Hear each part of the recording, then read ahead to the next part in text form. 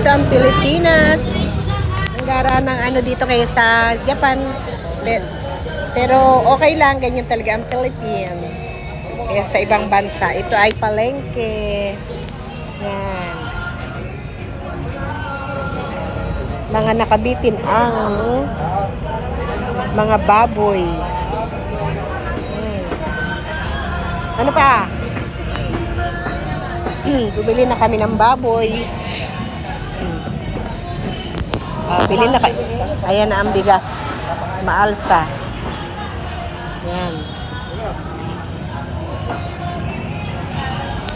Ayan ang mga itlog. Yung ipapakain nga, te. Yung ipapakain ba? Yung ipapakain. Halika, tingin tayo.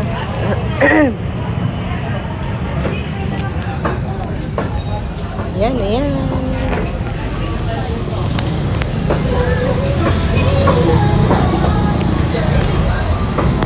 Ang mga isda. Isda. Manok. Daming isda. Wow.